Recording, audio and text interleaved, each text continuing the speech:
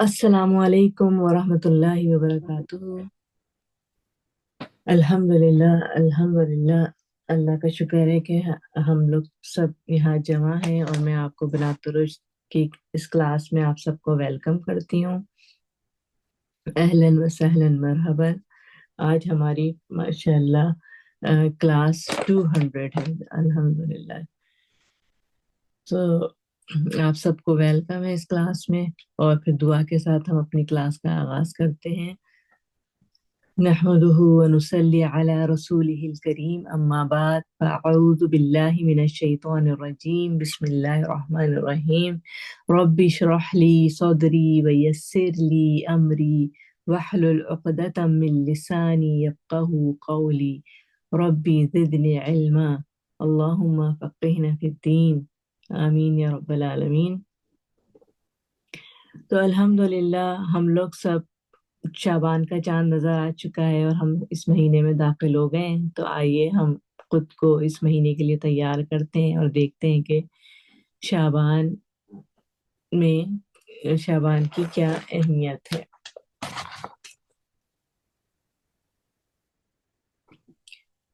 तो बाज़ औक़ात ऐसा होता है कि हम लोग किसी एक अहम काम की वजह से दूसरा एक अहम काम मिस हो जाता है। अक्सर ऐसा होता है ना कि कोई बहुत अहम काम कर रहे होते हैं और उस चक्कर में हमारा दूसरा अहम काम मिस हो जाता है। बिल्कुल इसी तरह हम शाबान और रमज़ान को भी जब एक साथ देखते हैं तो यही होता है कि शाबान का महीना अपने अंदर बहुत अहमियत रखता है। बहुत सी सुन्नतें इसमें हैं जो रसूल अल्लाह सल्लल्लाहु अलैहि वसल्लम की ज़िंदगी का हिस्सा थी, मगर हमारा फोकस क्योंकि ज़्यादातर रमज़ान पर होता है, इसलिए हम शाबान के महीने की अहमियत को मिस कर देते हैं। तो आज हम देखेंगे कि शाबान की अहमियत और उसकी फजीलत बहुत पढ़ चुके हैं बहुत दफ़ा। शाबान जो है हम सबको मालूम है कि लूनर कैलेंडर का 8वां महीना है और रमज़ान से बिल्कुल पहले आता है, और इसीलिए हमने देखा कि क्योंकि बिल्कुल रमज़ान सारा फोकस रमज़ान पे चला जाता है, इसलिए हम शाबान को मिस कर देते हैं।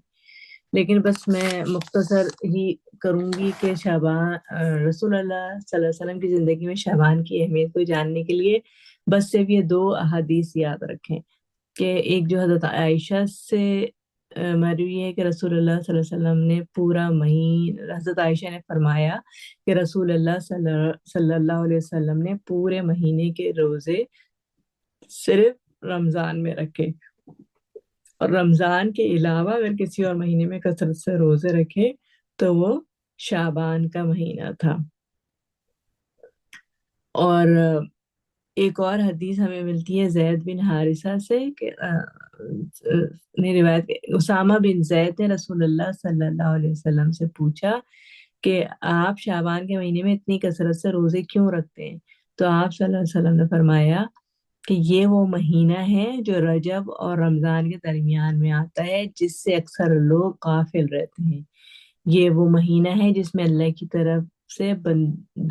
की तरफ बंदों के अमाल पेश किए जाते हैं, इसलिए मैं पसंद करता हूँ कि जब मेरे अमाल अल्लाह के सामने पेश हों तो मैं रोजे से हूँ। तो हमको बेसिकली उसकी हमने कई दफा हमने शाबान की अहमियत और फजीलत पर बात कर चुके हैं। बस आज जो हम इसको ले रहे हैं, जो चीज मैंने इसमें से ली है, वो सिर्फ ये 2 हदीस की रोशनी में हम ये देख रहे हैं कि रसूल अल्लाह सल्लल्लाहु अलैहि वसल्लम की जिंदगी से हमें क्या मिलता है, और रसूल अल्लाह सल्लल्लाहु अलैहि वसल्लम ने हमें क्या मतलब, हाँ, यही अहमियत सबसे ज्यादा आई है, नजर आई है कि ये रसूल अल्लाह सल्लल्लाहु अलैहि वसल्लम ने का रोजा रखते थे इस महीने में। और जो है यही बताया गया कि ये महीना है जिससे अक्सर लोग गाफिल रहते हैं, और इसमें बंदों के जो है अमाल अल्लाह के सामने पेश किए जाते हैं। तो ये बेसिकली तो ये ब्लेसिंग का मंथ है बहुत। ये इससे फायदा उठाना है, इस पे करना है। तो बस हम ये देखेंगे कि हम इसमें अपने लिए क्या फायदा उठा सकते हैं और क्या चीजें ऐसी हैं जो हम इस पर कर सकते हैं। तो हम देखते हैं कि शाबान में करने के काम क्या हैं। तो सबसे पहले तो जो है अपनी नफली इबादत का एहतमाम करें। और नफली नेक्स्ट स्लाइड है शाबान में करने के काम। तो نفلی عبادات ڈیفینیٹلی ہم نفلی عبادات سے اس لیے شروع کر رہے ہیں کہ فرائض تو پہلے ہیں، اس کو تو الحمدللہ ہم سب کرتے ہی ہیں، اور میں امید کرتی ہوں کہ فرائض کو بہت اچھی طریقے سے ادا کرنے کے بعد پھر ہم جو ایکسٹرا چیز کرنے جائیں گے وہ ہوں گی ہمارے نفلی عبادات، اس میں نفلی نمازیں، نفلی روزے، یہ سب آ جاتے ہیں، تہجد آ جاتی ہے۔ اور ایک اور بات یہ تھی کہ رسول اللہ صلی اللہ علیہ وسلم نے شعبان کی عبادت جتنی بھی کی وہ آپ نے کسی کو بتایا نہ کسی کو کرنے کا حکم دیا، اور نفلی عبادت بھی جو ہے خاص طور پر تہجد اور نفلی نوافل یہ چھپا کر ہی کرنے چاہیے، اور رسول اللہ صلی اللہ علیہ وسلم نے بھی کبھی چھپا کر ہی کیے۔ ہمیں جو بھی احادیث ملتی ہیں وہ ان کے گھر والوں سے ملتی ہیں، انہوں نے کبھی اپنے صحابہ کو حکم نہیں دیا۔ اور صحابہ کرام بھی جب نفلی روزے رکھتے تھے تو ایک دوسرے سے چھپاتے تھے، اور خاص طور پہ زیادہ فریش نظر آتے تھے، تیز قیام اللیل کرتے تھے تو صبح زیادہ تیز چلتے ہوئے نظر آتے تھے، ایکٹیو رہتے تھے، تاکہ کسی کو پتہ نہ چلے کہ رات بھر قیام کیا ہے یا نفلی نمازیں رات بھر پڑھتے رہے یا روزہ رکھا ہے تو کوئی نڈھال ہو رہا ہے، بلکہ زیادہ فریش آنے کی کوشش کرتے تھے، اپنے اپنے دوستوں سے، مطلب آپس میں ایک دوسرے سے چھپاتے تھے۔ تو یہ تو نفلی عبادت میں نماز، روزہ اور تہجد آ گیا، پھر قرآن کی تلاوت ہے، اور شعبان کو ویسے بھی شہر القرآن یعنی کہ ریسائٹر کا مہینہ بھی کہا جاتا ہے، کیونکہ سارے لوگ جن کو تراویحیں پڑھانی ہوتی ہیں وہ رمضانوں میں تو وہ شعبان سے ہی تیاری شروع کر دیتے ہیں۔ تو قرآن صحابہ کرام بھی اس مہینے میں کثرت سے قرآن پڑھتے تھے، تلاوت کرتے تھے۔ پھر صدقہ تو ہم جیسے جانتے ہیں کہ ہر چیز ہم کو معلوم ہے کہ صدقے کی ہم بہت اہمیت پڑھ چکے ہیں، بلاؤں کو ٹالتا ہے صدقہ، اور جو ہے ہماری حفاظت کرتا ہے۔ پھر آگے آتا ہے روزوں کے مسائل، کہ ہم نے نفلی روزے تو رکھ لیے لیکن اب جو فرض روزے آگے آنے والے ہیں رمضان کے مہینے میں، اگر ہمیں اس کے بارے میں کوئی چیز معلوم نہیں ہے تو ہم کو اس کے مسائل کو جاننا چاہیے، پھر اپنے اخلاق کی درستگی کرنی چاہیے، پھر گزشتہ روزوں کی قضا مکمل کرنی چاہیے اگر پچھلے کچھ روزے رہ گئے پچھلے سال کے فرض روزے، کیونکہ وہ نیکسٹ روزے آنے تک ان کی قضا، حالانکہ وہ پسندیدہ نہیں ہے لیکن ہمیں یہ بھی ملتا ہے کہ حضرت عائشہ اپنے پچھلے سال کے چھوٹے ہوئے روزے شعبان میں پورے کرتی تھیں، تو جو بھی جس کے رہ گئے ہیں وہ پورے کر لینے چاہیے۔ اور اس کے بعد کیا ہے کہ اپنی جسمانی صحت کا خیال رکھیں، کیونکہ جسمانی صحت کا خیال ہم نے کیوں رکھنا ہے کہ ہمیں آگے آنے والے اپنے رمضان کو اچھی طریقے سے گزارنے کے لیے یہی مہینہ ہے کہ ہم اپنی صحت کا خیال رکھیں، اچھا کھائیں، ایکسرسائز کریں، اپنے آپ کو فٹ رکھیں، تاکہ ہم اچھی طریقے سے اپنی عبادت میں بھی دل لگا سکیں۔ جب صحت اچھی ہوگی تو روزہ میں نڈھال نہیں ہوگا انسان، اور عبادت اچھی طریقے سے کر سکے گا۔ تو بس یہی چیزیں، امام ابن قیم کہتے ہیں کہ شعبان کا مہینہ رمضان کے لیے بالکل فجر کی سنت کی طرح ہے۔ مجھے یہ بات بہت اچھی لگی تھی، تو اس لیے میں نے سوچا آپ لوگوں سے بھی شیئر کروں کہ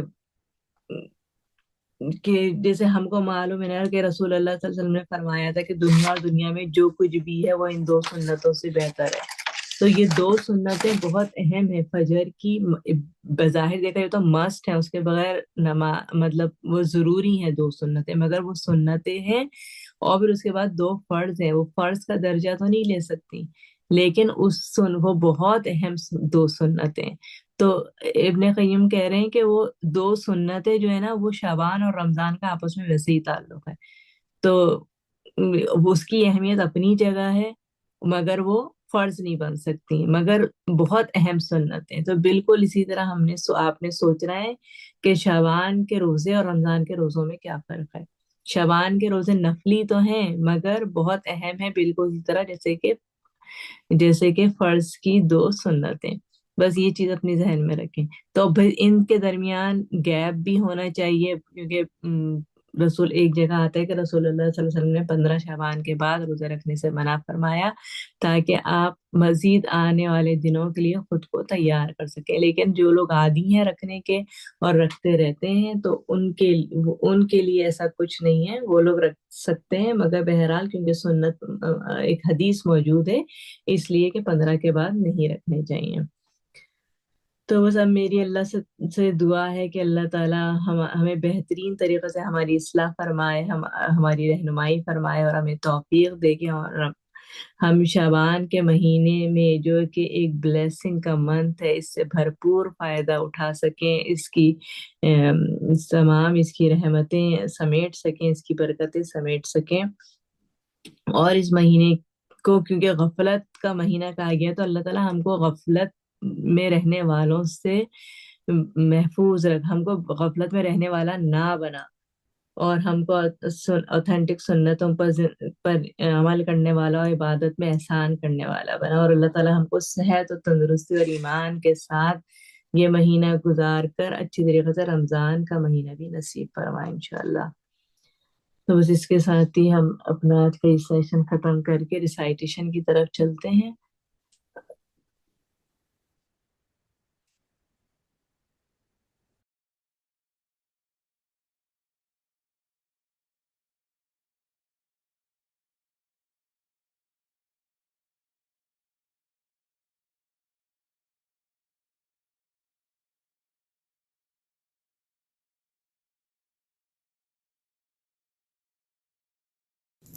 السلام علیکم ورحمۃ اللہ وبرکاتہ. آج کے لیسن میں ہماری آیات ہیں سورۃ یونس آیات 27 سے 33 تک. اعوذ باللہ من الشیطان الرجیم. بسم اللہ الرحمن الرحیم.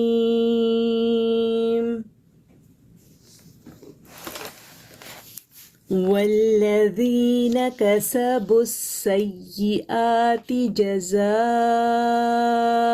سیئۃ بمثلها وترحقهم ذلة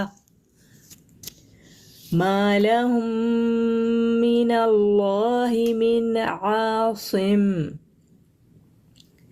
كأنما أغشيت وجوههم قطعا من الليل مظلما أولئك أصحاب النار هم فيها خالدون.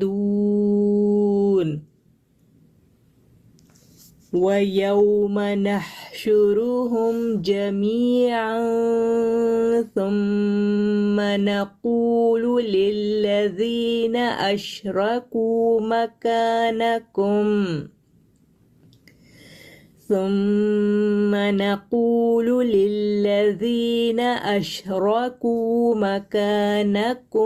أَنْتُمْ وَشُرَكَاؤُكُمْ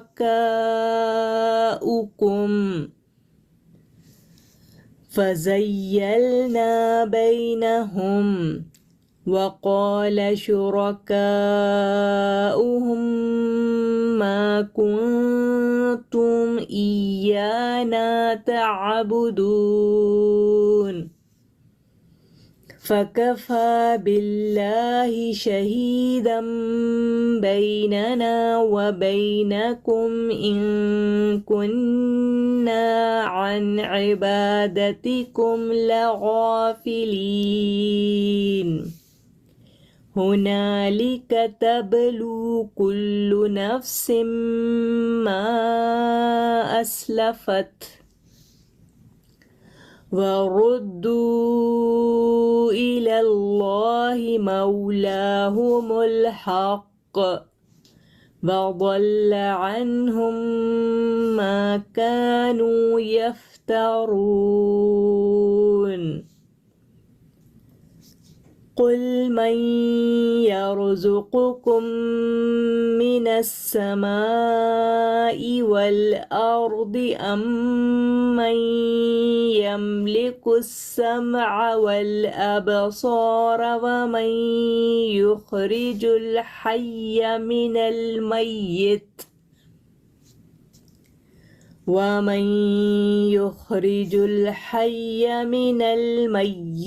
ويخرج الميت من الحي ومن يدبر الأمر فسيقولون الله فقل أفلا تتقون فذلكم الله ربكم الحق فماذا بعد الحق إلا الضلال فأنى تصرفون كذلك حقت كلمة ربك على الذين فسقوا أنهم لا يؤمنون جزاک اللہ خیرا کثیرا بارک اللہ فیکم السلام علیکم ورحمۃ اللہ وبرکاتہ السلام علیکم ورحمۃ اللہ وبرکاتہ. کیسے ہیں آپ سب لوگ؟ کیسے ہیں میری پیاری پیاری بہنیں؟ شکر الحمدللہ. الحمدللہ الحمدللہ. تو اب انشاءاللہ ہم دعا کے ساتھ اپنی تفسیر کے سیشن کا آغاز کرتے ہیں. رب اشرح لی صدری ویسر لی امری واحلل عقدۃ من لسانی یفقہوا قولی اللہم فقہنا فی الدین. سسٹر عائشہ سے انشاءاللہ ریویو دیکھتے ہیں ہم لاسٹ کلاس کا، اور پھر ہم انشاءاللہ آگے بڑھیں گے. اوور ٹو یو عائشہ. السلام علیکم ورحمۃ اللہ وبرکاتہ. وعلیکم السلام ورحمۃ اللہ وبرکاتہ. لاسٹ ویک ہم نے آیات کی تھیں سورہ یونس کی 23 آیت نمبر 23 سے 26 تک، اور ان آیات میں اللہ ہمیں انسانی فطرت کے بارے میں بتا رہے ہیں کہ جب انسان کسی مشکل یا آزمائش سے دوچار ہوتا ہے تو انسان اللہ سے گڑ گڑا کر دعا کرنے لگتا ہے کہ اللہ تو مجھے اس مشکل سے نکال دے تو میں تیری طرف آ جاؤں گا. لیکن جب اللہ انہیں اس پریشانی سے نکال دیتا ہے تو وہ بغاوت کرنے لگتے ہیں، سرکشی کرنے لگتے ہیں بغیر حق کے. کیونکہ یہاں ہمیں اس آیت میں سکھایا جا رہا ہے کہ کسی انسان کو یہ حق نہیں کہ وہ زمین میں فساد کرے، اور جو انسان سرکشی کرتا ہے، ظلم کرتا ہے، تو وہ اس کے طرف ہی لوٹ کے آتا ہے. تو انسان جو بغاوت اور سرکشی اس دنیاوی زندگی کے لیے کر رہا ہے وہ ایک نہ ایک دن ختم ہونی ہی ہے. اس لیے ہمیں ہمیشہ یاد رکھنا چاہیے کہ یہ زندگی بھی اللہ کی دین ہے. اس میں عطا کی ہوئی تمام نعمتیں، تمام اچیومنٹس سب اللہ کی دین ہے. ان پر ہمیں کبھی بھی تکبر نہیں کرنا چاہیے، بلکہ ہمارا رویہ ہمبل اور شکر گزاری والا ہونا چاہیے اللہ کے لیے. آیت نمبر 25. تو ایسی ٹیمپرری دنیاوی لائف میں گم نہیں ہونا ہے، ہمیں صرف اسی کے ہو کر نہیں رہنا ہے. اس آیت میں اللہ دعوت دے رہے ہیں اپنی طرف، دار السلام کی طرف اور ہدایت کی طرف.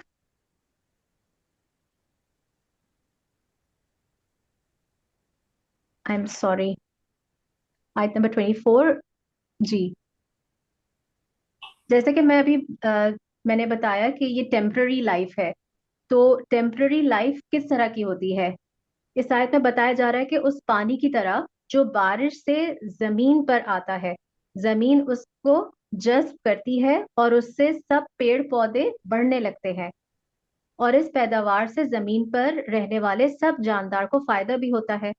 اور جب زمین اپنی خوبصورتی کے پیک پر ہوتی ہے، جب فصلیں تیار ہوتی ہیں، تو سمجھ لیتے ہیں سب کہ ہم تو اس پر قادر ہیں. تو جیسے ہی انسان میں تکبر آتا ہے تو اللہ کے عذاب کا حکم آ جاتا ہے، جس کے نتیجے میں سب برباد ہو جاتا ہے. اس لیے ہمیں ہمیشہ یاد رکھنا چاہیے کہ یہ زندگی بھی اللہ کی دین ہے، اور اس میں عطا کی ہوئی تمام نعمتیں، تمام اچیومنٹس سب اللہ کی دین ہے. ان پر ہمیں کبھی بھی تکبر نہیں کرنا چاہیے، بلکہ ہمارا رویہ ہمبل اور شکر گزاری والا ہونا چاہیے اللہ کے لیے. آیت نمبر 25. آیت نمبر 25 میں ہم نے دیکھا کہ ایسی ٹیمپرری دنیاوی لائف میں ہمیں گم نہیں ہونا چاہیے، صرف اسی کے ہو کر نہیں رہنا چاہیے. اس آیت میں اللہ دعوت دے رہے ہیں اپنی طرف، دار السلام کی طرف اور ہدایت کی طرف. ہمیں چاہیے کہ ہم اللہ کی دعوت پر لبیک کہیں تو ضرور اللہ ہمیں ہدایت دے گا. تو ایسے لوگ نیک اعمال کرتے ہیں اور ان کا رویہ احسن ہوتا ہے لوگوں کے ساتھ بھی اور اللہ کے ساتھ بھی, اور ان کے لیے اللہ جنت لکھ دیتا ہے. جزاکم اللہ خیر.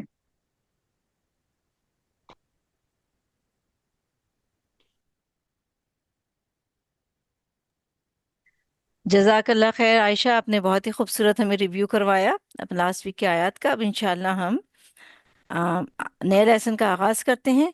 اللہم اہد قلبی وسدد لسانی واسلل سخیمۃ قلبی. بسم اللہ. آیا نمبر 27 سے ہم شروع کریں گے. اللہ تعالیٰ فرماتے ہیں والذین کسبوا السیئات، اور وہ لوگ جنہوں نے کمائی برائیاں. کسب کہتے ہیں کمائی کرنے کو، یعنی ٹو ارن، عمل کرنے کو، اور سیئات یعنی برے کام کیے. جزاء سیئہ، بدلہ برائی کا، یعنی بدلہ ہے وہ اس برائی کا. بمثلہا، اسی کی مانند. similar to it. یعنی as for those who commit evil, the reward of an evil deed is its equivalent. تو پریویس آیا نمبر 26 میں بتایا گیا تھا کہ احسان کا بدلہ تو کئی گنا زیادہ ہے، ملتا ہے انسان کو، لیکن برائی کا بدلہ تو صرف جتنی برائی تھی اسی کے مطابق ہی ہے. اور سیئات میں عقیدے کی، اخلاق کی، عمل کی سب برائیاں آ جاتی ہیں. پھر آگے فرمایا وَتَرْحَقُهُمْ ذِلَّةٌ، اور چھا جائے گی ان پر ذلت. humiliation will cover them، یعنی یہ ذلت ان کے برے اعمال کے نتیجے میں ہوگی جو ان کے اوپر دکھائی دے رہی ہوگی. تو ہیوملیشن اور شرمندگی الگ ہوگی، یعنی سزا کے ساتھ شرمندگی بھی. تو سزا یعنی پنشمنٹ جسمانی یا فزیکل ہو سکتی ہے، اور شرمندگی، ذلت، ہیوملیشن انسان اندرونی طور پر فیل کرتا ہے. پھر آگے فرمایا ما لہم من اللہ من عاصم، نہیں ان کے لیے اللہ کے مقابلے میں کوئی بچانے والا. with no one to protect them from Allah. Asim عصمت سے ہے، اور عصمت کہتے ہیں حفاظت کرنے کو، روکنے کو، اور عاصمہ کہتے ہیں کسی کو اپنے پاس روک کر یا حفاظت میں لے کر ایسی آفت یا ٹربل سے بچانا جس میں وہ پڑنے والا ہو، یعنی ٹو پروٹیکٹ.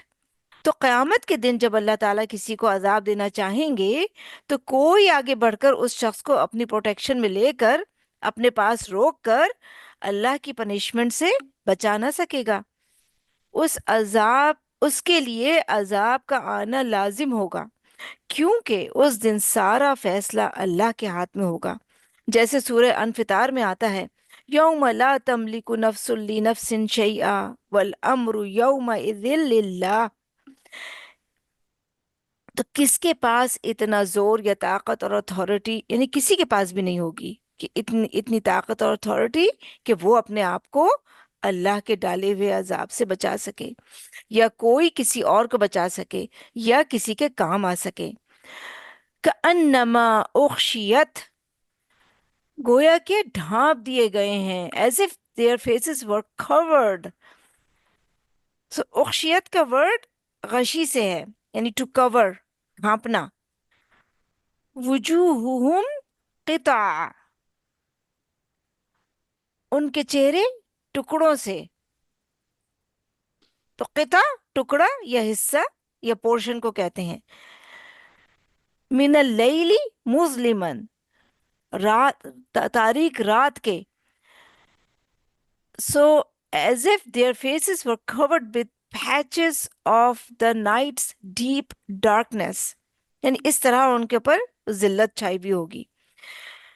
تو ظلم بیسیکلی اندھیرے اور ڈارکنیس کو کہتے ہیں. تو ان کے چہرے پر ایسی ذلت اور رسوائی اور ہیوملیشن ہوگی، اور ان کے فیسز اس ہیوملیشن سے ایسے سیاہ اور ڈارک ہوں گے کہ جیسے رات کے اندھیرے میں کوئی چیز سیاہ یا کالی ہو. تو جیسے رات یعنی رات میں پچ ڈارکنیس ہوتی ہے، اور اگر مون اور سٹارز کی روشنی نہ ہو تو کوئی چیز نہیں دکھائی نہیں دیتی. تو ان کے چہرے پوری طرح ڈارکنیس میں چھپے ہوئے ہوں گے. ان کو پہچاننا، ریکگنائز کرنا مشکل ہوگا. سورہ آل عمران میں بھی ہم پڑھ چکے ہیں، یوم تبیض وجوہ وتسود وجوہ. جس دن کچھ چہرے سفید یعنی برائٹ ہوں گے اور کچھ چہرے سیاہ اور ڈارک ہوں گے. سورہ عبسہ میں آتا ہے وَوُجُوهٌ يَوْمَئِذٍ عَلَيْهَا غَبَرَةٌ، اس دن ان کے چہروں پر غبار ہوگا. سورہ الغاشیہ میں آتا ہے وُجُوهٌ يَوْمَئِذٍ خَاشِعَةٌ، اس دن کچھ چہرے جھکے ہوئے ہوں گے. عَامِلَةٌ نَاصِبَةٌ، عمل کرنے والے تھکے ہوئے ہوں گے اس دن کی مصیبت اور رسوائی سے. تو یہ سب کچھ کس وجہ سے ہوگا؟ ذلت، شرمندگی، امبیرسمنٹ کی وجہ سے، غم کی وجہ سے، کہ جب ان کو یہ پتا چلے گا انتہائی مایوسی کے ساتھ کہ کوئی ان کو بچا نہیں سکتا، تو ان کا یہ حال ہوگا. آگے فرمایا اولئک اصحاب النار، یہی لوگ آگ والے ہیں. It is they who will be the residents of the fire. ہم فیہا خالدون، اس میں وہ ہمیشہ رہنے والے ہیں. They will be there forever. استغفر اللہ، یعنی جس میں وہ ہمیشہ ہمیشہ forever رہیں گے. تو بات وہی ہے کہ برے کام کا انجام برا ہی ہے، ظلم کا انجام اندھیرے اور ڈارکنیس ہے. حدیث میں آتا ہے ظلم سے بچو کہ ظلم قیامت کے دن اندھیرا بن جائے گا، انسان کے لیے ہیوملیشن کا سبب ہوگا. تو ظلم کیا ہے؟ کسی چیز کے حق میں کمی کرنا، کسی چیز کو کم کرنا. کیسے؟ کسی چیز کو اس کی اصل جگہ اور پلیس سے ہٹا کر کسی اور جگہ رکھنا، یہ ظلم ہوتا ہے. یعنی اس چیز کا حق کیا تھا کہ اس کو اس کی پراپر پلیس پر رکھا جائے. فار ایگزامپل، اگر اس کو کسی اونچی جگہ پر یعنی ہائر پلیس پر رکھنا تھا لیکن اس کو نیچے رکھ دیا تو یہ اس کے ساتھ ظلم ہو گیا. تو اسی سے پھر آتا ہے کہ جب کوئی شخص کسی کو اس کا حق یا رائٹ نہ دے یا حق میں کمی کرے تو یہ ظلم ہے. اور سب سے بڑا ظلم اللہ کے حق میں کمی کرنا ہے، یعنی شرک کرنا. کیونکہ آتا ہے ان الشرک لظلم عظیم، یعنی شرک سب سے بڑا جرم اور ظلم ہے. اور اسی طرح بندوں کے ساتھ ظلم یہ ہے کہ ان کا حق نہ دینا. ہر بندے اور انسان کا ایک حق ہے، اور جب کوئی دوسرے کا حق نہیں دیتا، جیسے کوئی کسی چیز کا حقدار ہے اور انسان ضد یا زیادتی کرتے ہوئے اس کا حق نہیں دیتا، تو دراصل وہ اپنے آپ پر ظلم کر رہا ہوتا ہے، کیونکہ ظلم قیامت کے دن اس کے لیے رسوائی کا سبب بن جائے گا. دنیا میں کوئی شخص کسی کا حق نہیں دیتا تو گویا اس کو ذلیل کر رہا ہوتا ہے، تو قیامت کے دن وہ خود ذلیل ہوگا. تو کبھی کوئی انسان جب کسی کے ساتھ کوئی زیادتی یا ظلم کرنے لگے تو ہمیشہ یہ سوچے کہ وہ کسی اور کے ساتھ نہیں کر رہا، بلکہ دراصل اپنے اوپر ظلم کر رہا ہے، خود پہ کر رہا ہے. اب نیکسٹ آیت پہ ہم دیکھتے ہیں انشاءاللہ. وَيَوْمَ نَحْشُرُهُمْ جَمِيعًا، اور جس دن ہم اکٹھا کریں گے ان کو سب کے سب کو. Consider the day we will gather them all together. تو حشر ہوتا ہے اکٹھا کرنا، جمع کرنا، سب طرف سے لا کر کسی ایک جگہ اکٹھا کرنا، یعنی together something at one place, یعنی ایک جگہ پر چاروں طرف بکھری ہوئی چیز کو اکٹھا کر دینا، یہ حشر ہوتا ہے. تو قیامت کے دن حشر کیسے ہوگا؟ کہ ہر طرف کے، ہر نسل کے، ہر رنگ کے، ہر علاقے اور ایریا کے، ہر دور اور پیریڈ کے لوگ ایک میدان میں اکٹھے ہوں گے. سب کو سمیٹ کر ایک جگہ اکٹھا کیا جائے گا. جیسے سورہ کہف میں آتا ہے ہم ان کو اکٹھا کریں گے، سمیٹیں گے اور ان میں سے کسی ایک کو بھی نہ چھوڑیں گے، یعنی کوئی ایک بھی بھاگ کر بچ نہ سکے گا، یعنی not even one single person کہ وہ وہاں سے چپکے سے نکل جائے یا چھپ جائے، نہیں. پھر آگے آتا ہے ثم نقول للذین اشرکوا، پھر ہم کہیں گے ان لوگوں کے لیے جنہوں نے شرک کیا. دین say to those who associated others with Allah in worship. تو کیوں ان لوگوں سے کہیں گے جنہوں نے شرک کیا؟ کیونکہ شرک سب سے بڑا جرم ہے. تو شرک کرنے والوں سے ہم کہیں گے مکانکم، اپنی جگہ ٹھہرو، اسٹے ان یور پلیسز، جہاں کھڑے ہو وہیں رہو، اپنی جگہ پر قائم رہو، تاکہ تمہیں پتہ چلے کہ تمہارے ساتھ اب کیا ہونے والا ہے. یعنی ادھر ادھر مت بھاگو، اپنی جگہ کھڑے رہو. انتم و شرکاؤکم، تم اور تمہارے شریک، یعنی you and your associate gods, یعنی ان کے آئیڈلس وغیرہ. فزیلنا، تو تفریق ڈال دیں گے ہم، بینہم، ان کے درمیان. Then we will separate them from each other. زیل کہتے ہیں، زیلہ کہتے ہیں کسی چیز کو اس کے اصل مقام سے زائل کرنا، ہٹا دینا، دوسروں سے الگ کر دینا. تو مشرکین اور ان کے شریکوں کے درمیان جدائی ڈال دی جائے گی. تو پہلے تو سب کو اکٹھا کیا جائے گا، پھر مشرکین کو کہا جائے گا کہ تم اور تمہارے معبود ایک جگہ پہ ہو جائیں، اور پھر ان میں ہر طرح کے، یعنی آپ دیکھیں کہ ان میں ہر طرح کے معبود اور گاڈز ہوں گے، وہ بھی جنہوں نے خود اپنی عبادت کروائی یعنی کہہ کر، اور وہ جنہوں نے خود نہیں کہا مگر لوگوں نے زبردستی انہیں گاڈ بنا لیا. تو اب کیا ہوگا کہ دنیا میں تو وہ ایک دوسرے کو چاہتے تھے، لیکن قیامت کے دن ان میں جدائی ڈال دی جائے گی، عابد اور معبود سیپریٹ کر دیے جائیں گے. وقال شرکاؤہم، اور کہیں گے ان کے شریک، ما کنتم ایانا تعبدون، نہ تھے تم صرف ہماری تم عبادت کرتے. And their associate gods will say, it was not us that you worshipped. یعنی جن کو انہوں نے معبود اور گاڈ بنایا ہوا تھا، وہ عبادت کرنے والوں کے خلاف بولیں گے اور کہیں گے تم ہماری عبادت تو نہیں کرتے تھے. تو گویا قیامت کے دن وہ معبود اور گاڈز اپنی عبادت کا انکار کر دیں گے کہ ہم نے تو تمہیں نہیں کہا تھا کہ تم ہماری عبادت کرو، اور تم ہماری عبادت تو نہیں کرتے تھے، بلکہ ایکچولی اپنے نفس کی پوجا کرتے تھے، جو تمہارا دل چاہتا تھا وہ کرتے تھے. تو یہ لوگ دنیا میں کیا سمجھ کر ان کی پوجا کرتے رہے؟ ہؤلائی شفعاؤنا عند اللہ، کہ یہ ہماری سفارش کریں گے اللہ کے سامنے، یہ ہمیں اللہ سے قریب کریں گے، یہ ہمیں بچائیں گے اور چھڑا لیں گے. مگر وہاں تو اس وقت سچویشن بالکل ہی الٹ ہوگی. تو قیامت کے دن سب کو ایک جگہ اس لیے جمع کیا جائے گا کہ آمنا سامنا کرایا جائے، اور پھر ان میں جدائی ڈال دی جائے گی، اور شریک یعنی جو پارٹنرز ہیں اور جو شریک کرنے والے ایک دوسرے کے دشمن ہو جائیں گے. اب جب حساب شروع ہوگا تو وہ اس وقت کہیں گے کہ تم ہماری عبادت کب کرتے تھے؟ ہم تو نہیں مانتے یہ بات، تم تو اپنی خواہشات اور ڈیزائرز کو فالو کرتے تھے. تو جب آپ سوچیں کہ وہ اپنی عبادت سے ہی انکار کر دیں گے تو وہ کام کہاں سے آئیں گے؟ یعنی وہ تو مدد ہی نہیں کر سکیں گے. تو یہ حالت ہوگی اس وقت. آگے دیکھتے ہیں آیت 29. فَكَفَى بِاللَّهِ شَهِيدًا بَيْنَنَا، تو کافی ہے اللہ تعالیٰ گواہ ہمارے درمیان. اللہ is sufficient as a witness between each of us. ان کننا عن عبادتکم لغافلین، بے شک تھے ہم تمہاری عبادت سے البتہ غافل. That we were totally unaware of your worship. تو فار ایگزامپل اگر کوئی عیسیٰ علیہ السلام کو خدا مانتا ہے یا ان کو وسیلہ بناتا ہے، تو قیامت کے دن جب ان عیسیٰ علیہ السلام سے پوچھا جائے گا کہ کیا آپ نے کہا تھا لوگوں سے کہ میری عبادت کرو، تو وہ کیا کہیں گے؟ سورہ المائدہ کے آخر میں ہم اس کی ڈیٹیل پڑھ چکے ہیں.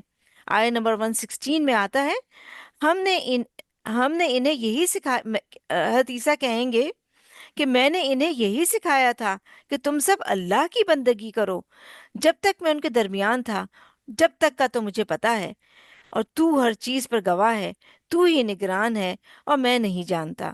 یعنی حضرت عیسیٰ تو ان کی عبادت سے لا علم ہے، جو لوگ بھی ان کی عبادت کرتے ہیں. اسی طرح ملائکہ یعنی اینجلز وغیرہ، وہ تو اپنے کام میں لگے ہوئے ہیں، انہیں کوئی خبر نہیں کہ کون ان کی عبادت کر رہا ہے۔ اسی طرح جو بھی نیک بزرگ وغیرہ لوگ فوت ہو جاتے ہیں تو ان کے فوت ہونے کے بعد انہیں تو خبر نہیں ہوتی کہ دنیا میں انہیں کون کس طرح پکارتا ہے۔ اگر کوئی ان کے قبر پہ جائے اور ان سے دعائیں مانگے یا ان کو پکارے تو وہ ان کی پکار نہیں سن سکتے۔ تو قیامت کے دن یہ سارے کسی کے کام نہ آئیں گے۔ وہ کہیں گے ان کننا عن عبادتکم لغافلین، ہمیں کچھ خبر نہیں کہ تم ہمیں کب پکارتے رہے، ہم اس کا اعتراف ہی نہیں کرتے۔ تو سوچیں قیامت کے دن اللہ کے سوا دوسروں کی عبادت اور پوجا کرنے والوں کا حال کیا ہوگا۔ یعنی دنیا میں انہوں نے اللہ کو نہیں پکارا، اللہ کی عبادت نہیں کی، ان کی ساری توجہ اور اٹینشن ایسے معبودوں اور گاڈس کی طرف رہی، اور قیامت کے دن وہ بھی دغا دے گئے۔ تو اب یہ کہاں کھڑے ہیں؟ نہ ادھر کے رہے نہ ادھر کے رہے، نہ خدا ہی ملا نہ وصال صنم۔ یعنی ان کے بتوں جھوٹے خداؤں نے بھی بیزاری کر دی، یعنی لا تعلقی ظاہر کر دی، اور دوسری طرف اللہ کی ناراضگی بھی مول لی اس کی عبادت نہ کر کے۔ تو اس آیت سے توحید کا سبق ملتا ہے، اور یہ کہ قیامت کے دن کوئی کسی کا کام نہ آئے گا۔ آیت نمبر 30 دیکھتے ہیں ہم اب۔ ہنالک تبلو کل نفس ما اسلفت، اسی جگہ آزمائش میں پڑ جائے گا ہر شخص جو اس نے پہلے کیا۔ Then and there every soul will face the consequences of what it had done۔ ہنالکا سے مراد حشر کا میدان ہے، یعنی اسی دن اور اسی مقام پر، اور تبلو بلا سے ہے۔ بلا امتحان اور ٹیسٹ کو کہتے ہیں۔ تو حشر کے دن یعنی قیامت کے دن حشر کے میدان میں آزما لے گا، جانچ لے گا، ہر شخص یہ جان لے گا جو اس نے آگے بھیجا۔ ما اسلفت یعنی جو اس نے آگے بھیجا، جو اس نے پہلے کیا۔ اسلفت سلف سے ہے، اور سلف کہتے ہیں کسی چیز کا یا کام کا گزر جانا۔ اسلاف گزری ہوئی نسلیں یعنی پریویس نیشنز کو کہتے ہیں، یعنی ابتدائی دور کے لوگ۔ اسی طرح سلف کا معنی ہوتا ہے کسی چیز کا آگے بڑھنا۔ بیع سلف کہتے ہیں ایسی تجارت یا ٹریڈ جس میں ایڈوانس پیمنٹ کی جاتی ہے۔ تو یہاں پہ اسلفت کا معنی کیا ہے؟ یعنی آگے بھیجا۔ تو اس کا ایک معنی ہے پیچھے اور ایک معنی ہے آگے۔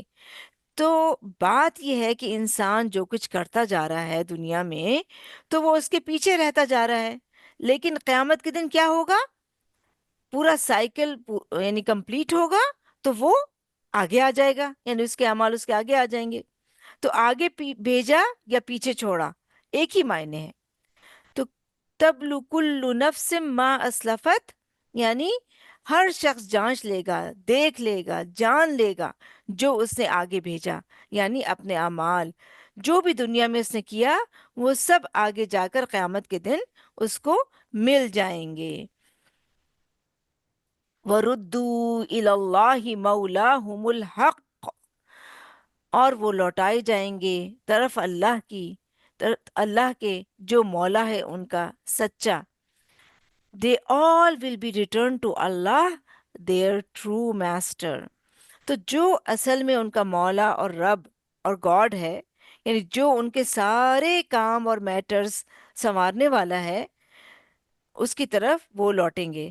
تو مولا بمانے متولی الامور، یعنی جو سارے معاملات کا ذمہ دار ہے، وہ بالآخر اسی کی طرف لوٹ کر جائیں گے۔ آگے فرمائے وَضَلَّ عَنْهُمْ مَا كَانُوا يَفْتَرُونَ، اور گم ہو جائے گا ان سے جو تھے وہ گڑھتے۔ And whatever gods they fabricated will fail them, they will be lost۔ تو کون تو یعنی کون ان سے گم ہو جائیں گے؟ ما کانوا یفترون، یعنی جو معبود انہوں نے اللہ کے سوا، ریئل گاڈ کے سوا دنیا میں گڑھ لیے تھے، جو جھوٹ انہوں نے گڑھ رکھے تھے، ان سے منسوب کر رکھے تھے، وہ سب ان سے گم ہو جائیں گے۔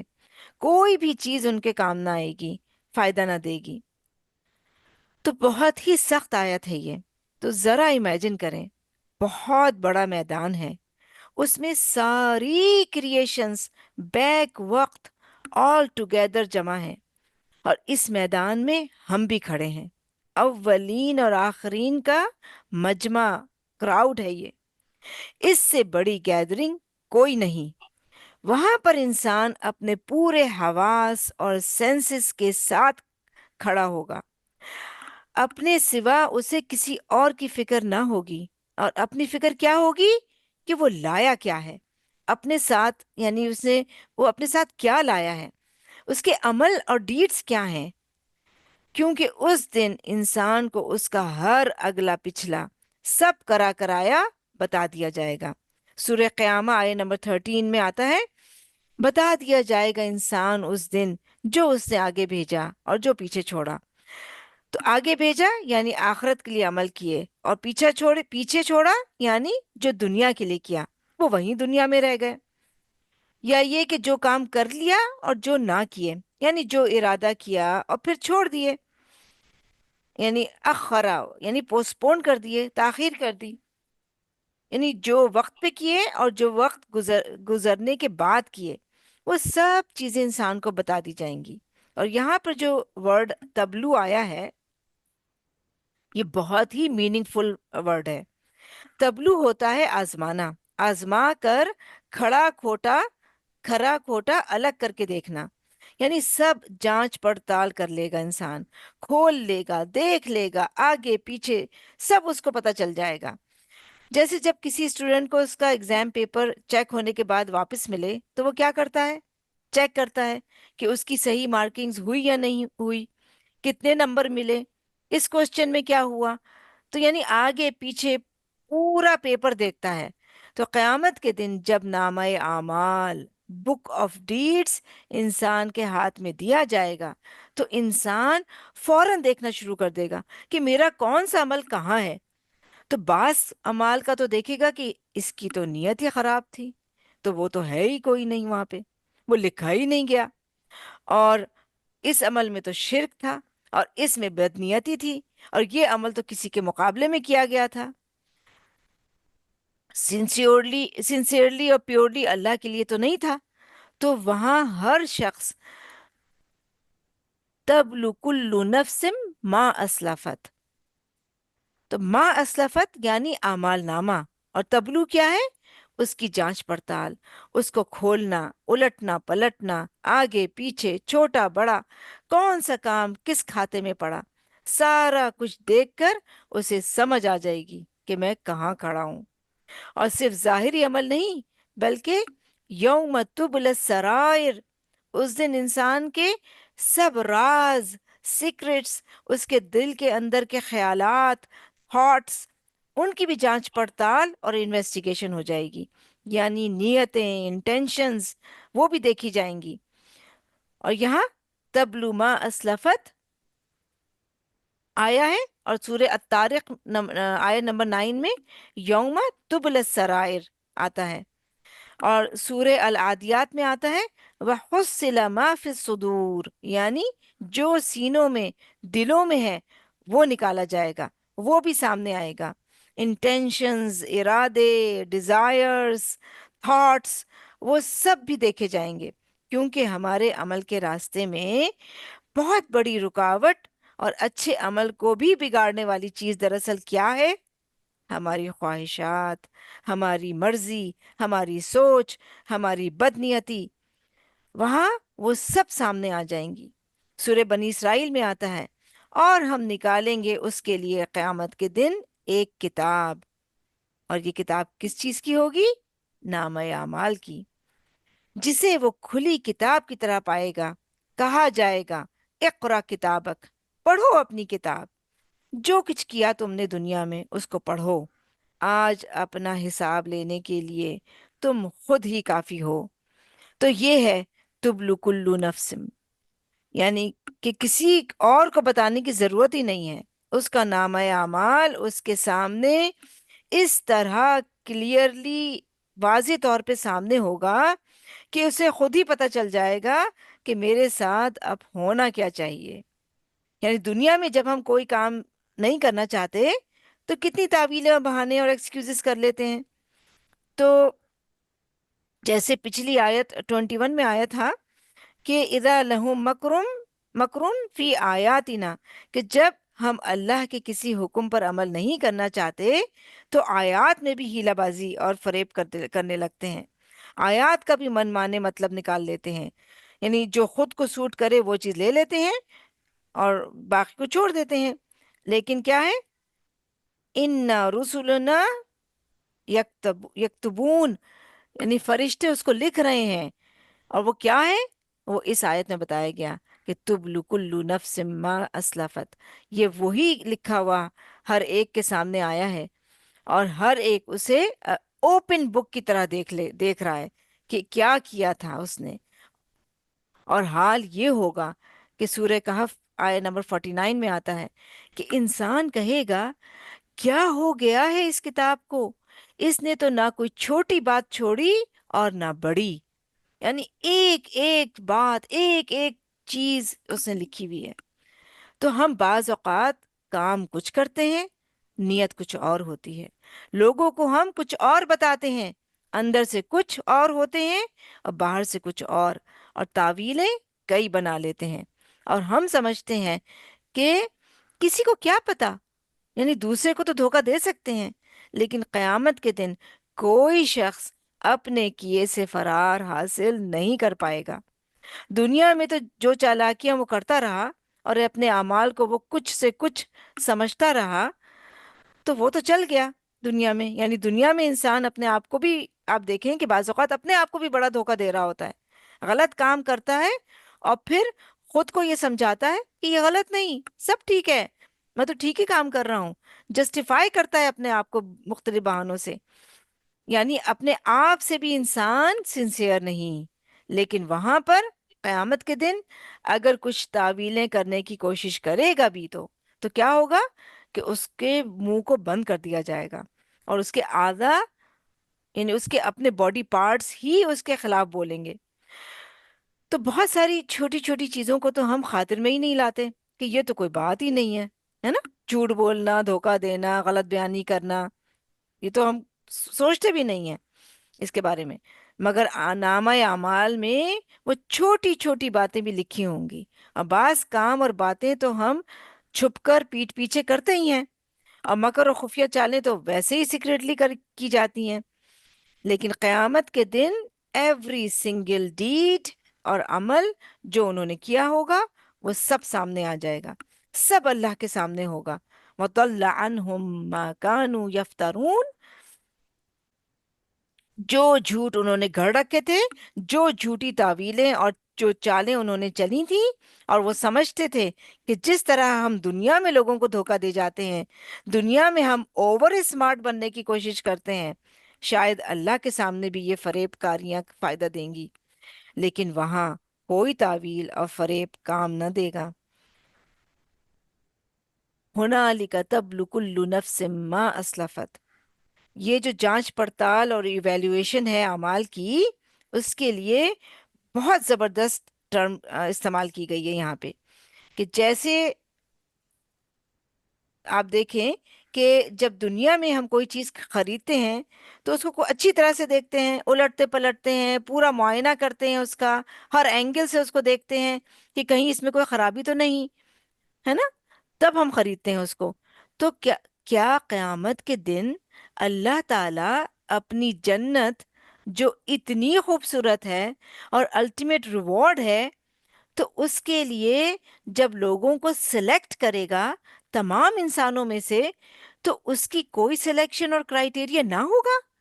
وہ جانچے گا نہیں، دیکھے گا نہیں، وہ بھی اسی طرح سلیکشن کر کے لوگوں کو اس ہجوم سے نکالے گا کہ کھرے یعنی سنسیئر لوگ، اور اندر باہر سے ایک، یعنی جو کہا گیا وہ کرنے والے، صرف باتوں سے خوش کرنے والے نہیں، یعنی ان لوگوں کو وہ اپنی جنت کے لیے سلیکٹ کرے گا.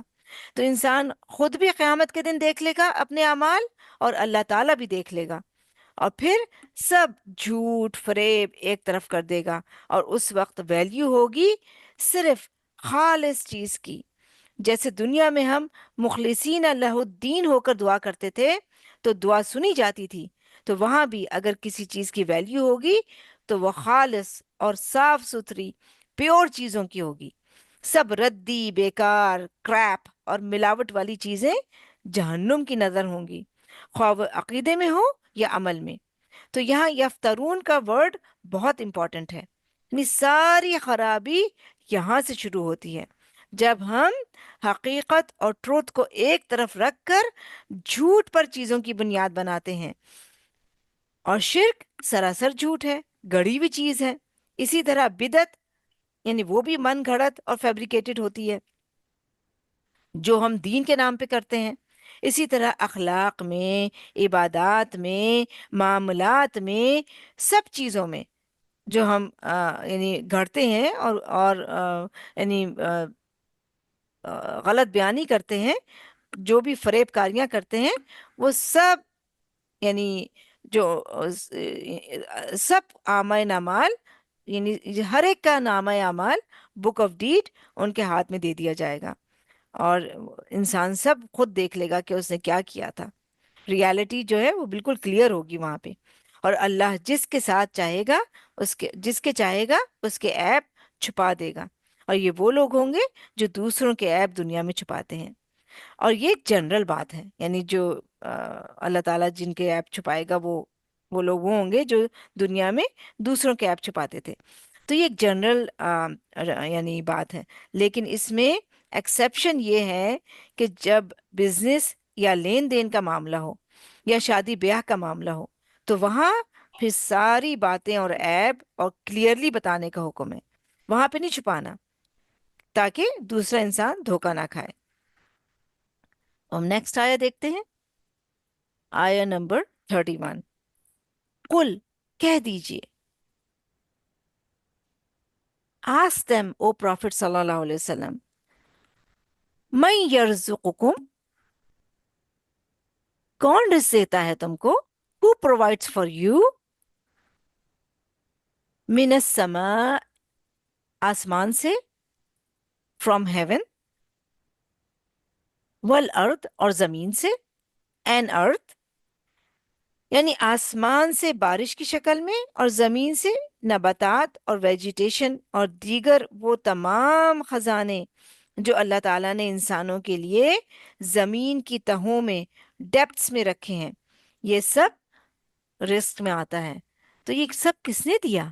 وہ کون دیتا ہے یہ رزق؟ امن یملک السمع، یا کون مالک ہو سکتا ہے سماعت کا؟ سمع کا ورڈ قوت سماعت یعنی ہیئرنگ کے لیے بھی آتا ہے اور کانوں یعنی ایئرز کے لیے بھی آتا ہے. تو ہم کہہ سکتے ہیں کہ کون مالک ہے سماعت کا، یعنی لسننگ کا، ہیئرنگ کا، یا کانوں کا، والابصار، اور نگاہوں کا. Who owns your hearing and sight؟ تو بصر بھی یعنی بصر کا جو ورڈ ہے وہ بھی آنکھ یعنی آئیز یا بینائی یا سائٹ یعنی دونوں کے لیے آتا ہے، کیونکہ دیکھنے کے لیے دونوں ہی چاہیے، آنکھ بھی اور آنکھ کا نور بھی چاہیے. وَمَن يُخْرِجُ الْحَيَّ مِنَ الْمَيِّتِ، اور کون نکالتا ہے زندہ کو مردے سے؟ Who brings forth the living from the dead؟ اس کی مثال کیا ہے؟ جیسے بیج یا سیڈ سے پودا یا پلانٹ نکلتا ہے. وَيُخْرِجُ الْمَيِّتَ مِنَ الْحَيِّ، اور نکالتا ہے مردے کو زندہ سے. And the dead from the living، جیسے پودے سے دوبارہ بیج نکلتے ہیں. وَمَن يُدَبِّرُ الْأَمْرَ، اور کون تدبیر کرتا ہے کام کی. And who conducts every affair،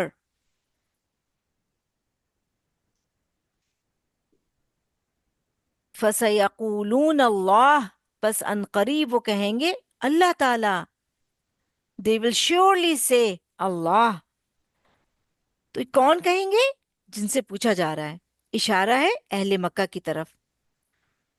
فقل تو کہہ دیجئے، سے او پروفیٹ صلی اللہ علیہ وسلم، افلا تتقون کیا بھلا نہیں تم تقوی کرتے؟ Will you not then fear him?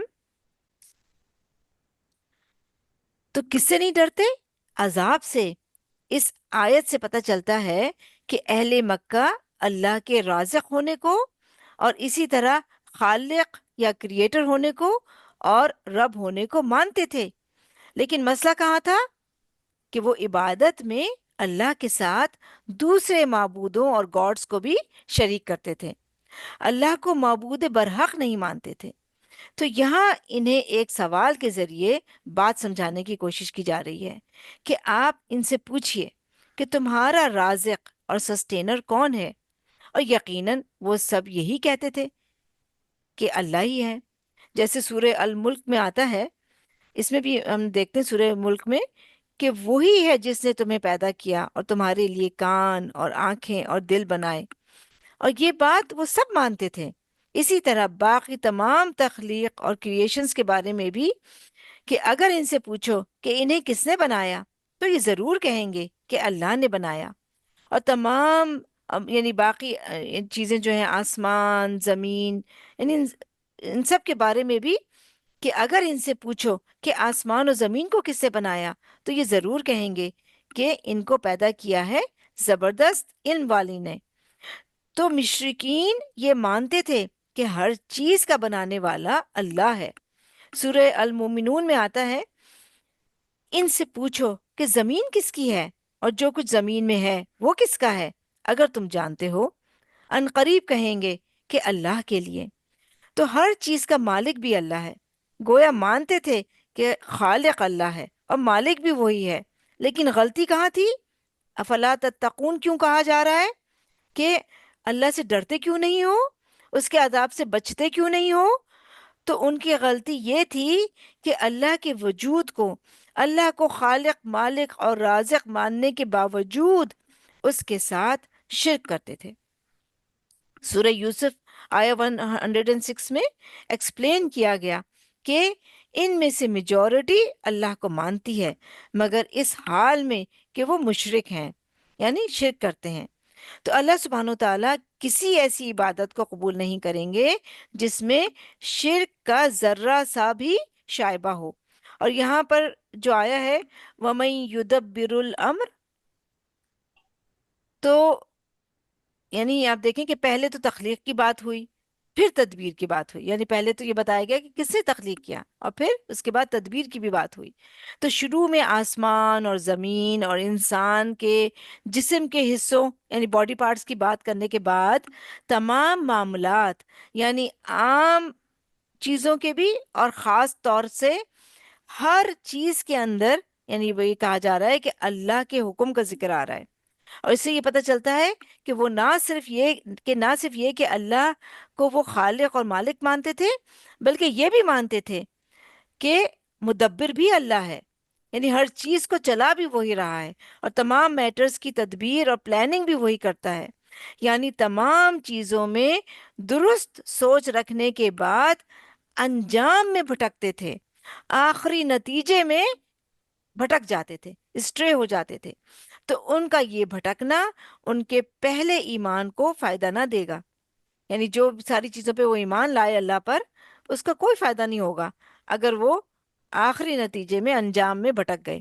تو اس سے یہ بات سمجھ میں آتی ہے کہ پچھلے زمانے کے لوگ بھی اور آج کے لوگ بھی یہ تو مانتے ہیں کہ خالق، مالک اور مدبر اللہ ہے، لیکن جب بات آتی ہے عبادت کی تو یا تو اللہ کی عبادت کریں گے نہیں، اور اگر کریں گے بھی تو اس کے ساتھ اوروں کو بھی شریک اور پارٹنر بنا لیں گے. اور یہی سب سے بڑی غلطی ہے.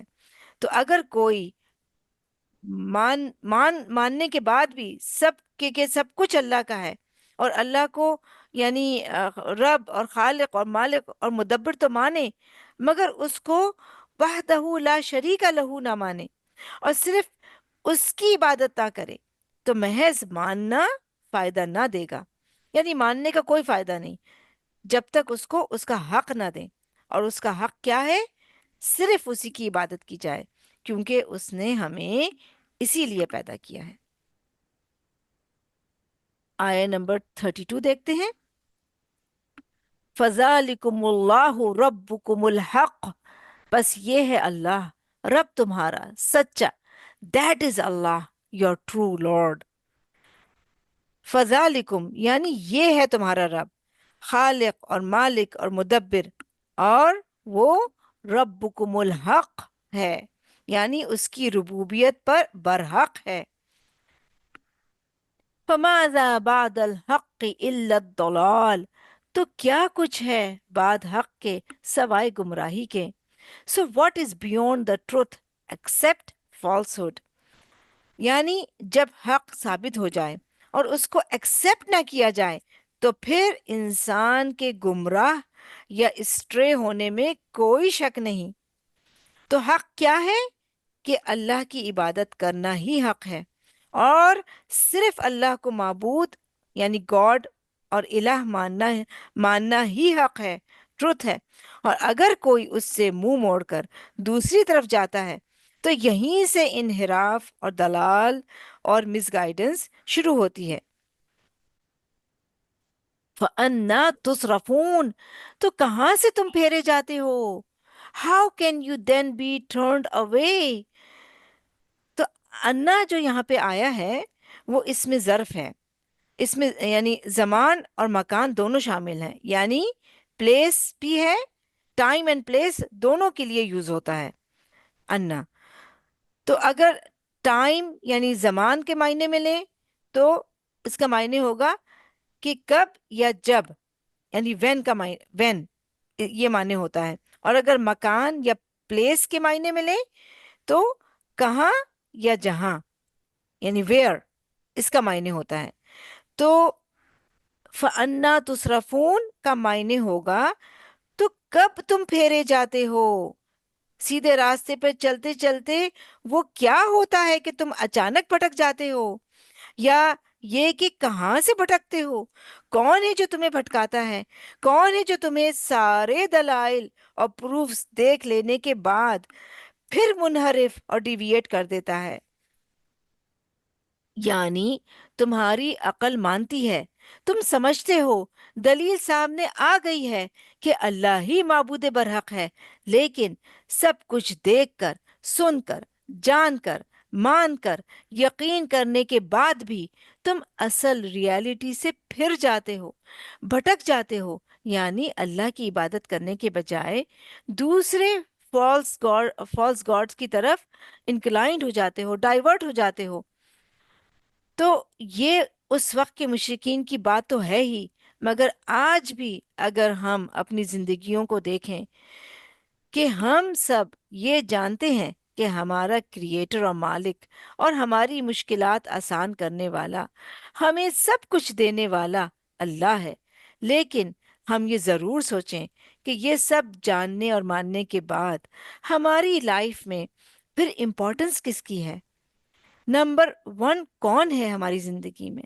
پھر ہماری پریورٹی کیا ہے؟ ہم سب کچھ اللہ سے پانے کے بعد اس کو کیا دیتے ہیں؟ سب کچھ اس سے لینے کے بعد اس کے لیے کیا خرچ کرتے ہیں؟ ہم میں سے ہر ایک کو اپنے بارے میں بھی سوچنا چاہیے. تو مشرکین مکہ تو پتھروں کے بتوں اور آئیڈلز کی طرف متوجہ تھے ہی، لیکن ہم آج ان آئیڈلز اور بتوں کی جگہ کن کو رکھے ہوئے ہیں؟ کس کس چیز کو ہم نے خدا بنا رکھا ہے اپنے دل میں؟ کہیں اپنی خواہشات نفس ڈیزائرز کو، کہیں مال و دولت اور ویلتھ کو، کہیں اپنی اولاد اور چلڈرن کو، اور کہیں کسی اور چیز کو. کیونکہ صرف اللہ ہی اس لائق ہے اور ڈیزرو کرتا ہے کہ ہماری زندگی میں سب سے زیادہ اسی کی امپورٹنس ہو، اور اس سے بڑھ کر کوئی آگے، یعنی اس سے بڑھ کر اور آگے کوئی نہ ہو، کیونکہ باقی سب مخلوق اور کریشن ہے. اور اگر اللہ کا حق چھوڑ کر اس کے حق میں کمی کر کے کسی اور کچھ اور یعنی کسی اور کی طرف متوجہ اور انکلائنڈ ہو جائیں تو یہی بات تو کہی جا رہی ہے کہ فَأَنَّا تُصْرَفُونَ،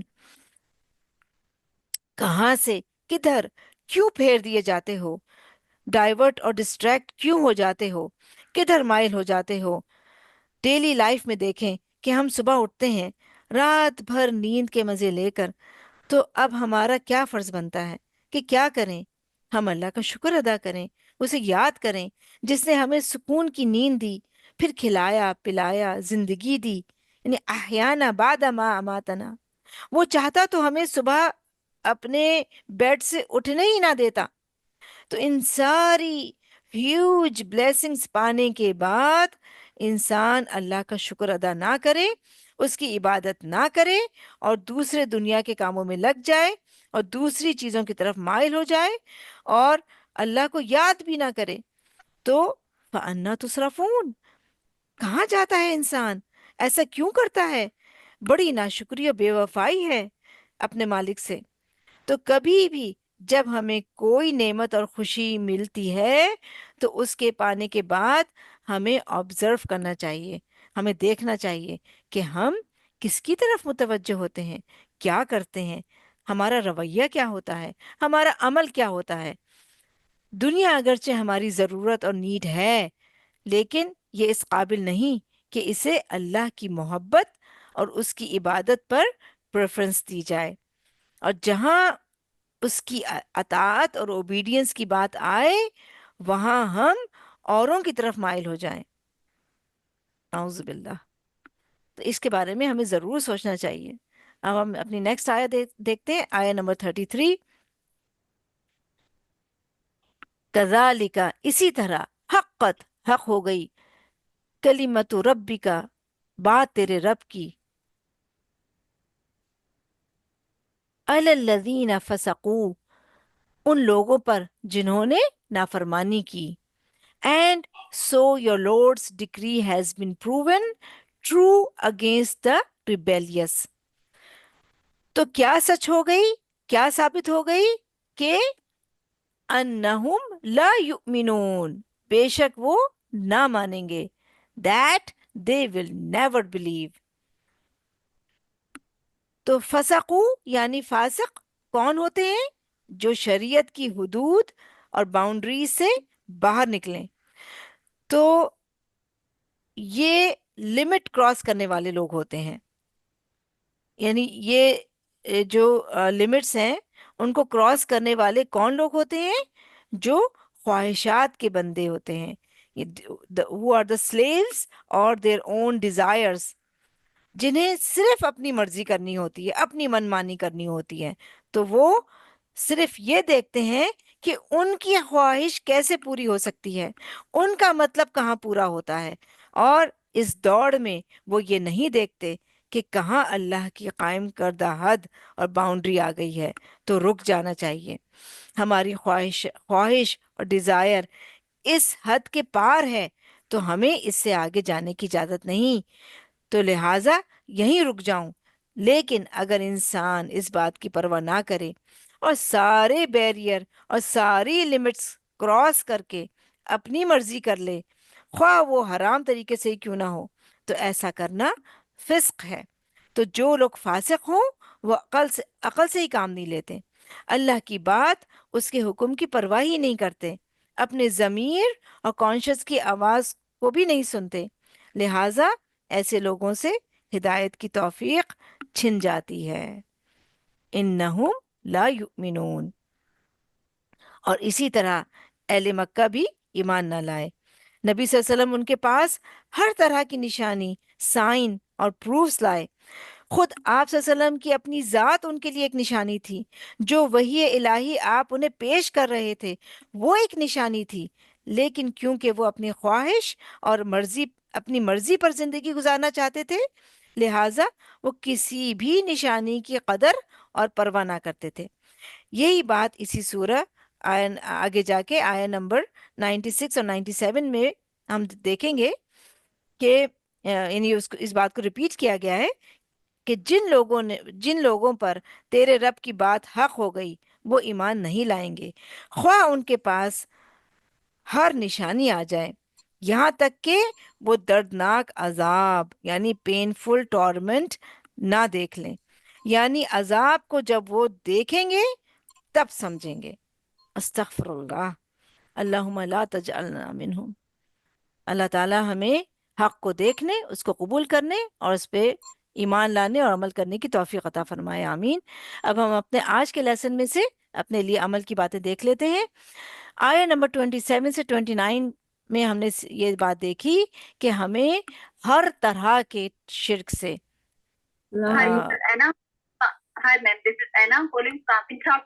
سوری، آپ میں سے کسی کا مائک کھلا ہوا ہے، پلیز ذرا مائک دیکھ لیجئے۔ تو آیت نمبر 27 سے 29 کے درمیان ہم یہ دیکھتے ہیں کہ ہمیں ہر طرح کے شرک سے دور رہنا ہے، بچنا ہے اور توحید کو اپنے اندر مضبوط کرنا ہے، اور اسی طرح ہمیں برے کام یعنی جو بیڈ ڈیڈز ہیں ان برائیوں سے بچنا ہے اور اپنے آپ کو بچانا ہے تاکہ ہم قیامت کے دن رسوائی سے اور قیامت کے دن پنشمنٹ سے، عذاب سے بچ سکیں۔ پھر آیت نمبر 30 میں ہم نے دیکھا کہ ہمیں بہت کیئرفل ہونے کی ضرورت ہے کہ ہم دیکھیں کہ ہماری سوچ، ہماری ہر سوچ یا ہر لفظ جو ہم بولتے ہیں یا جو کچھ بھی ہم کرتے ہیں، ہم یہ اس بات کا ہمیں احساس ہو کہ وہ ہمارے نامہ اعمال میں لکھا جا رہا ہے اور ہم اس کو قیامت کے دن پائیں گے اپنی کتاب میں۔ تو اس لیے ہمیں اپنے آپ سے بھی سنسیئر ہونے کی ضرورت ہے کہ ہم اپنے آپ کو بھی دھوکہ نہ دیں، اپنے آپ کو بھی تعویلیں اور بہانے اور یعنی دے کر اور ایکسکیوزز دے کر مطمئن نہ کریں، اور اللہ تعالیٰ کے ساتھ بھی سنسیئر ہوں۔ آئے نمبر 31 سے 33 تک ہم نے یہ دیکھا کہ ہمیں وہی بات ہے کہ صرف پیورلی اللہ ہی کی عبادت کرنا چاہیے اور اللہ ہی کو کی اطاعت کرنی چاہیے، اور اللہ کے لیے ڈیوٹیفل ہوں ہم، یعنی اس کے اللہ کا جو حق ہے ہم پر کہ ہم اس کی عبادت کریں، ہم اس کی اطاعت کریں، جس مقصد کے لیے اس نے ہمیں پیدا کیا ہے وہ پورا کریں۔ تو ہمیں جو ہے نا اس چیز کو ہمیں دیکھنا چاہیے کہ ہم اللہ کو اس کا پورا حق دیں اور اللہ تعالیٰ کو اور اس کے دین کو نمبر 1 پرائرٹی دیں، ٹاپ پہ ہمارے کیا ہو؟ اللہ اور اس کا دین اور اللہ اور اس کے احکامات، پھر کوئی چیز اس کے بعد آئے۔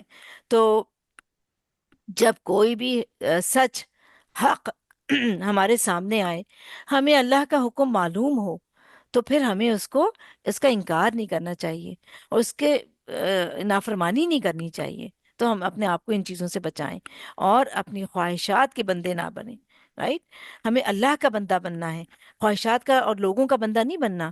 اور اللہ تعالیٰ نے جو ہمارے لیے حدیں مقرر کی ہیں، باؤنڈریز سیٹ کی ہیں، ہم ان کو کراس نہ کریں، کیونکہ یہ پھر فسق ہے، فاسق لوگ ایسا کرتے ہیں۔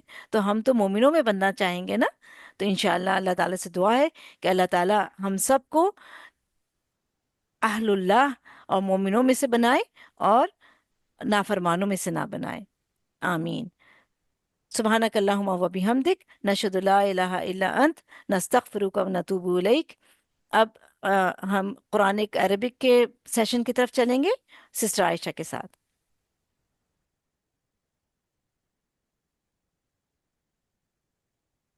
السلام علیکم ورحمۃ اللہ وبرکاتہ۔ کیسی ہیں آپ سب؟ اللہ کا نام لے کر ہم اپنی آج کی کلاس 3 کو سٹارٹ کرتے ہیں۔ اعوذ باللہ من الشیطان الرجیم، بسم اللہ الرحمن الرحیم، رب اشرح لی صدری ویسر لی امری واحلل عقدۃ من لسانی یفقہوا قولی۔ دیکھیں، یہ جو ہم عربی زبان سیکھ رہے ہیں نا، اس کو ہمیشہ یاد رکھیے کہ اللہ تعالیٰ نے اس زبان کو خاص اہمیت دی ہے جب اللہ نے اپنے کلام کو اس زبان میں نازل کیا ہے، اور اگر ہمیں اس کلام کے ساتھ جوڑ دیا گیا ہے، اگر ہمیں اس کلام کو سیکھنے کا کسی بھی کیپیسٹی میں موقع مل رہا ہے، تو ہمیں ہر لمحہ اپنے رب کا شکر ادا کرنا چاہیے۔ تو ہم اپنی کلاس میں پہلے پھر اس بات کو سوچ کے کہ الحمدللہ اب تک جو زندگی گزری ہے وہ بھی تو گزر ہی گئی نا، اب تک بھی کتنے مسلمان ہیں جنہوں نے عربی زبان کو سیکھنے کی کوشش نہیں کی۔ تو اگر اللہ تعالیٰ نے مجھے اس پوری امت کے ایک چنک میں سے مجھے چنا ہے، کہ میں اس کے کلام کی ایک حرکت بھی سیکھ لوں, then I must say Alhamdulillah with the depth of my heart. دل سے شکر ادا ہونا چاہیے, اس لیے کہ اس زبان کو سیکھنا عام نہیں ہے, خاص ہے, بیکاز یہ زبان اللہ کے کلام کے ساتھ اٹیچڈ ہے. تو اس بات کے ساتھ ہم اپنا نیا لیسن سٹارٹ کرتے ہیں انشاءاللہ.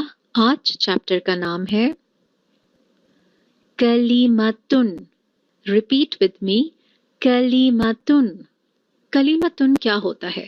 قرآن کے اندر جو الفاظ ہیں, جو حروف ہیں, جو کچھ بھی قرآن کے اندر ہے لکھا ہوا رائٹنگ میں, اس پوری وکیبلری کو کلیمتن کہتے ہیں. تو میں یہ بھی کہہ سکتی ہوں کہ قرآن کے تمام حروف اور الفاظ کو, تمام وکیبلری کو کلمہ کہتے ہیں. پوائنٹ نمبر 2, قرآن کی جتنی بھی وکیبلری ہے وہ سب کوئی نہ کوئی میننگز رکھتی. اچھا, نمبر 3 پوائنٹ, کلمہ کی 3 کیٹیگریز ہیں. ایک کیٹیگری ہوتی ہے حرف کی, حرف کی جمع ہے حروف, سیم چیز, ایک واحد ہے ایک جمع ہے. پھر دوسری کیٹیگری کلمہ کی ہے اسم. تیسری کیٹیگری آتی ہے فعل. سو حرف مینز لیٹرز, اسم مینز noun, and فعل means verb. But I would like you to pronounce in Arabic. حرف, اسم, فعل, 3 پوائنٹس ہم اس میں یاد رکھیں گے. یہ پلیز آپ نوٹ ڈاؤن کر لیجئے. قرآن کی ساری وکیبلری کو ہم کلیمتن کہتے ہیں یا کلیمہ کہتے ہیں. نمبر 2, قرآن کی جتنی بھی کیٹیگریز ہیں جو کلیمہ میں آئیں گی وہ سب کچھ نہ کچھ میننگز رکھتے ہیں, چاہے وہ ایک لیٹر ہی کیوں نہ ہو, حروف تہجی کا, الفابیٹس کا. نمبر 3, کلیمہ کی 3 کیٹیگریز ہوتی ہیں حرف, اسم اور فعل. اب آپ دیکھیں گی کہ سلیبس میں اب چیزیں بڑھیں گی, تو جتنا اچھا نوٹ ڈاؤن کیا ہوگا, جتنا اٹینٹیولی کلاس کو آپ نے اٹینڈ کیا ہوگا, جتنا خوشی خوشی آپ نے نوٹس بنائے ہوں گے, جتنا خوشی خوشی آپ پڑھتی رہیں گی ان نوٹس کو, things will start becoming easier and easier and easier day by day انشاءاللہ. اب ہم پہلی کیٹیگری پر فوکس کرتے ہیں کہ حرف کیا ہوتا ہے. اگر عربی میں صرف ایک حرف بھی آ جائے گا جیسے بازر بی, تو اس کے اپنے مفہوم ہوں گے, اس کے اندر انٹرسٹنگ ساؤنڈز ہوں گی, اس کے اندر انٹرسٹنگ سائنز ہوں گی, کیونکہ اس کے اپنے میننگز ہیں. تو ہر ایک حرف کے اندر بہت گہرے مفہوم ہوتے ہیں, یہ یاد رکھیے گا. اب ہم آگے بڑھتے ہیں. کلمہ کی کیٹیگری حرف. ایک حرف اپنے اندر کئی مفہوم رکھتا ہے. ظاہر ہے ہم اس کورس میں وہ سارے مفہوم کور نہیں کریں گے, بیکاز دس از بیسک نحو لیول 1. اچھا, جو حروف ہوتے ہیں اس کے لیے آپ کو سب سے پہلا پوائنٹ جو ذہن میں رکھنا ہے کہ حرف کیا ہوتا ہے. حروف تہجی والے حروف یا حرف سنگل بھی ہو سکتے ہیں اور کمبینیشن بھی ہو سکتے ہیں, لیکن جو حروف ہوتے ہیں یہ بھی میننگز والے ہوتے ہیں. تو سب سے پہلا پوائنٹ جو آپ نے حروف کے لیے یاد رکھنا ہے, نمبر 1, کہ حرف ایک بھی ہو سکتا ہے. فار ایگزامپل آپ کے سامنے لکھا ہوا ہے بازر بی, ایک ہی لیٹر ہے نا, یہ ایک حرف ہوتا ہے. پھر آپ کے سامنے کمبینیشن میں بھی لکھا ہے میم نون زیر من. پھر علا میں آپ کو لکھے ہوئے 3 طرح کے حروف نظر آ رہے ہیں, عین لام, اور آخر میں آپ کو یہ یا کی شکل کا نظر آتا ہے. تو ہر حرف, چاہے وہ ایک حرف ہو یا وہ 2 کے کمبینیشن سے بنے ہوں یا 3 کے یا 4 کے کمبینیشن سے بنے ہوں, ان سب کے کوئی نہ کوئی میننگ ہوتے ہیں. یہ مختلف کیٹیگریز کے ہوتے ہیں. مثال کے طور پر ابھی ہمیں صرف ایک بات یاد رکھنی ہے جو میں نے آپ کو بتائی, کہ ایک لیٹر والا بھی حرف ہوگا, 2 لیٹر والے بھی حروف ہوں گے, میں بتاؤں گی آپ کو کہ کہاں حرف آ رہا ہے، پھر آپ اس کو یاد کر لیں گے. اوکے، قرآن میں آتا ہے باللہ. اب آپ کو اچھی طرح پتا ہے الحمدللہ کہ اللہ ایک لفظ ہے. یو آر فیملیئر، آپ ماشاءاللہ تلاوت کرنے والی ہیں. تو اللہ ہی میں سے اگر میں شروع کا با زیر بھی ہٹا دیتی ہوں، سو ایکچولی اٹ از با پلس اللہ ہی، بی پلس اللہ ہی. بی ایک حرف ہو گیا. پھر آپ پڑھتی ہیں للہ. اگر میں اللہ کا لفظ الگ کر دوں تو شروع میں لام زیر لی الگ ہو گیا. پھر ہم پڑھتے ہیں بالکتابی. اگر میں الکتابی میں سے با زیر بی کو الگ کر دوں تو با زیر بی حرف ہو گیا. پھر کاسویبن، یہ سورت بقرہ میں آتا ہے. آپ اس میں شروع کا جو کاف زبر کا دیکھ رہی ہیں، یہ ایک حرف ہے. تو ایسے حروف ہوتے ہیں عربی زبان میں.